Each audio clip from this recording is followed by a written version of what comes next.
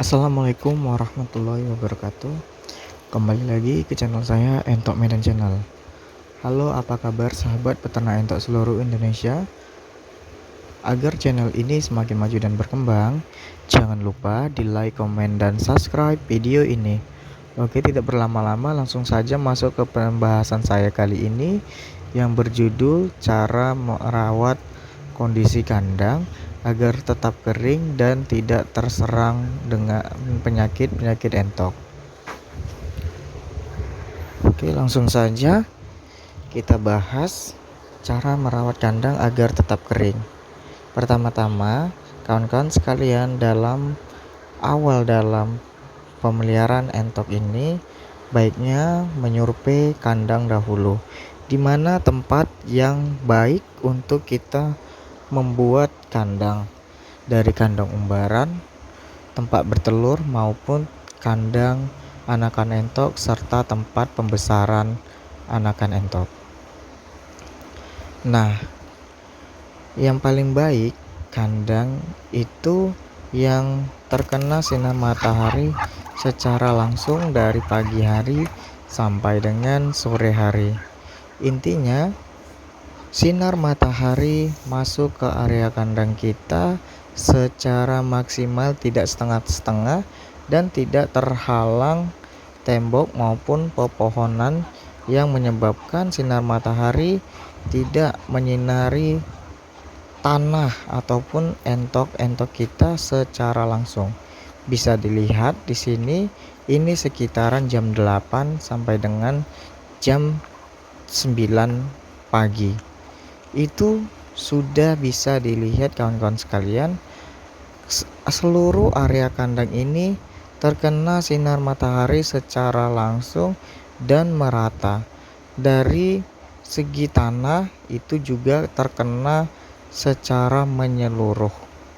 Nah, entoknya juga terkena sinar matahari pagi. Jadi ini sangat-sangat baik, atau kandang yang sangat-sangat saya rekomendasikan untuk kawan-kawan sekalian tiru. Jadi kandang umbaran ini itu terkena sinar matahari secara maksimal, dan entoknya juga terkena sinar matahari secara maksimal. Bisa kita lihat, manusia saja kalau berjemur pagi bisa menjadi sehat karena mendapatkan vitamin tulang seperti vitamin D, apalagi hewan. Jadi sangat-sangat sehat dan bisa membuat entok-entok kita tidak kedinginan dan membuat bulunya cantik dan bobot badannya juga semakin gemuk. Nah, setelah kita sudah mendapatkan area kandang yang baik, langkah selanjutnya ialah kita merawat area kandang atau tanah kandang ini. Itu di sore hari wajib kita sapu semua sampah-sampah yang ada di area kandang kita, itu kita kumpulkan menjadi satu. Dan jika ada kotoran entok yang terlalu berlebihan di area kandang kita atau di tanah kita, baiknya kita sapu di area kandang kita agar merata. Tujuannya agar tidak menumpuk atau menimbulkan bau yang tidak sedap di area kandang kita. Dan juga amoniak ini juga sangat berbahaya kawan-kawan sekalian jika kita biarkan menumpuk di area di suatu tempat. Jika sekali waktu terjadi hujan, maka amoniak tadi dapat menyebabkan atau menimbulkan bakteri maupun bisa menjadi virus jika kita biarkan terlalu lama. Jadi setelah kita sudah mendapatkan area kandang yang bagus, perawatan dataran kandang atau tanah kandang itu sangat-sangat penting kawan-kawan sekalian, agar entok kita senantiasa sehat dan terjaga dari penyakit. Kandang yang kering itu sangat baik ya kawan-kawan sekalian untuk sahabat peternak sekalian beternak entok, dibandingkan kandang yang becek.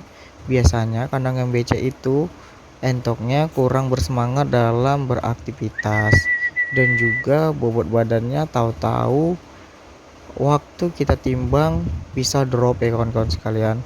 Contohnya, biasanya bisa dibobot 3,5 kg untuk basur, tiba-tiba pada saat kita tidak mengontrol, terjadi dalam jangka waktu 4 hari sampai dengan 1 minggu, Jika tidak kita mengontrol area kandang, bobot badannya juga bisa turun drastis di angka 2,7 kawan-kawan sekalian. Jadi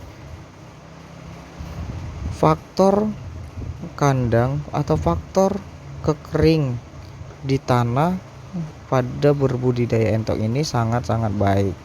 Pada indukan juga sangat bagus, apalagi pada musim kawin ataupun mengeram.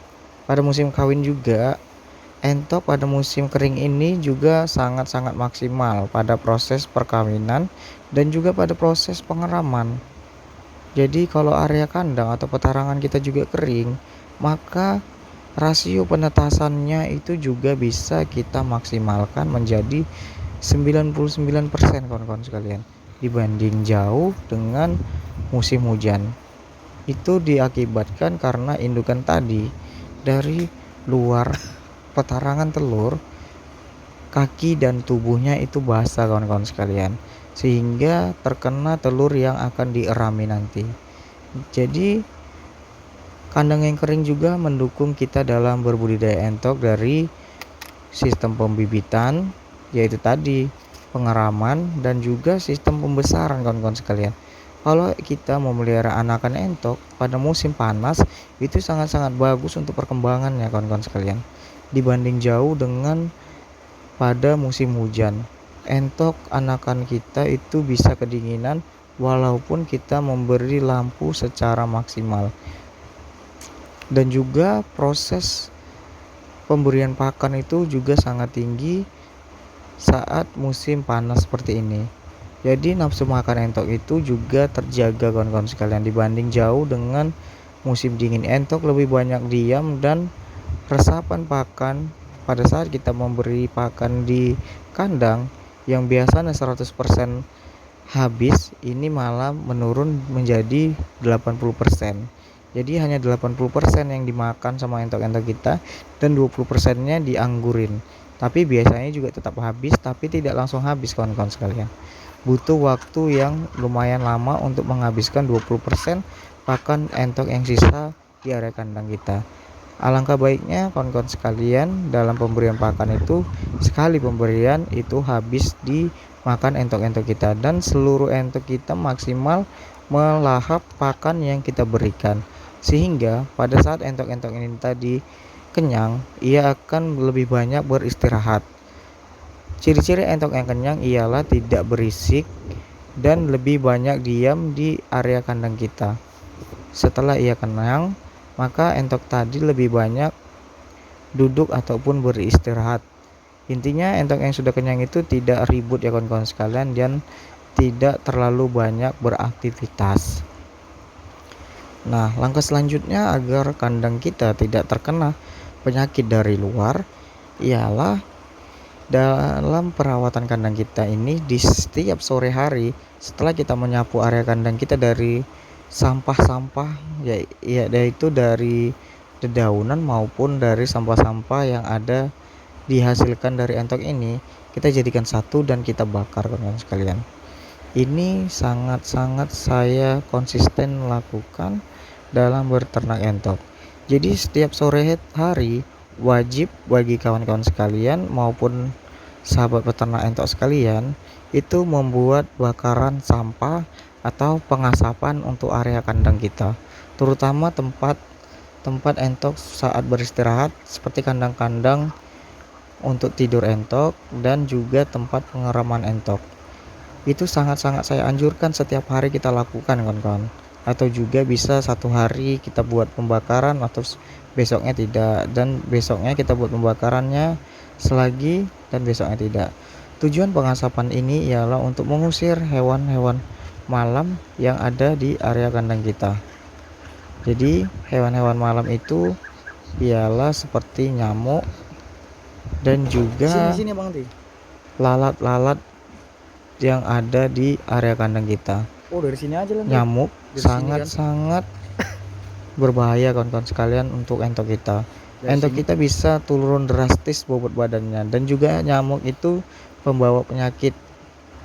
Jadi lebih baik kita mengasapi area tempat beristirahat entok kita tadi. dan tempat tarangan telur untuk mengurangi gurem atau kutu pada indukan entok. Biasanya tempat-tempat pengeraman entok itu banyak disinggahi gurem. Kalau di Medan bilangnya gurem atau juga yang dibilang kutu-kutu hewan itu. Agar mengurangi gurem tadi, jadi kita melakukan pengasapan di area tempat petarangan telur entok tadi. Nah, pengasapan ini juga dapat mengusir lalat yang ada di area kandang. Karena lalat ini juga membawa sumber penyakit. Jika kita membiarkan amoniak atau kotoran entok tadi menumpuk di suatu tempat, maka lalat juga akan datang dan membawa penyakit seperti bakteri maupun virus yang ada di luar kandang kita. Jadi, walaupun entok kita sehat, walaupun entok kita tidak terserang penyakit, tapi jika kita tidak memelihara kebersihannya, maka penyakit itu bisa datang secara sendirinya dari luar kandang. Nah, langkah selanjutnya ialah pada saat musim hujan ataupun musim panas seperti ini, alangkah baiknya minimal kawan-kawan sekalian melakukan penyemprotan kandang itu 1 minggu 1 kali. Nah, jika di dalam musim hujan, kita lebih ekstra hati-hati dengan menyemprot kandang itu kurang lebih 1 minggu 2 kali. Jadi kawan-kawan sekalian per 1 minggu itu wajib untuk menyemprot kandang dengan merata 1 minggu 2 kali dengan menggunakan Pixal dan Baiklin. Itu dijadikan satu kawan-kawan sekalian. Itu sangat-sangat saya rekomendasikan dan sudah saya tuai hasilnya di area kandang saya. Itu sangat baik untuk mencegah virus mata biru maupun virus lainnya, dan juga sangat-sangat mencegah dari penyakit kolera, berak hijau maupun berak kapur, karena bakteri tadi tidak sempat berkembang biak di area kandang kita. Sudah kita semprot secara merata dari tempat entok beristirahat maupun beraktivitas, serta saya juga membersihkan tempat-tempat pakan ini juga menggunakan Pixal dan Baiklin yang dicampur rata.